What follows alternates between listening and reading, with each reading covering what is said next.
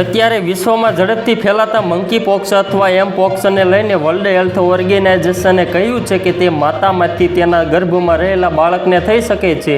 તેમજ આ પરિસ્થિતિને ધ્યાનમાં રાખીને WHOએ તેને વૈશ્વિક જાહેર આરોગ્ય કટોકટી જાહેર કરી છે. તેમાં જણાવવામાં આવ્યું છે કે એમપોક્સ સામાન્ય રીતે સ્પર્શ કરવાથી, યૌન સંબંધ બનાવવાથી અને નજીકના સંપર્કમાં રહેવાથી થાય છે. તે ઉપરાંત એમપોક્સ વાયરસ સંક્રમિત વ્યક્તિ દ્વારા કોઈ વસ્તુ અથવા સપાટીને સ્પર્શ કરવાથી પણ સ્વસ્થ વ્યક્તિને પોતાની ચપેટમાં લઈ શકે છે. જાણકારીમાં જણાવવામાં આવ્યું છે કે ગર્ભાવસ્થા દરમિયાન સંક્રમણ ભ્રૂણ સુધી પણ ફેલાઈ શકે છે.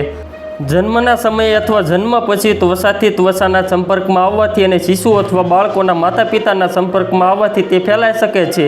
WHOનું કહેવું છે કે એવા કેટલાક રિપોર્ટ સામે આવ્યા છે કે જે વ્યક્તિમાં વાયરસ છે પરંતુ તેનામાં રોગના કોઈ લક્ષણો નથી, એટલે કે જે સંપૂર્ણ રીતે સ્વસ્થ દેખાય છે.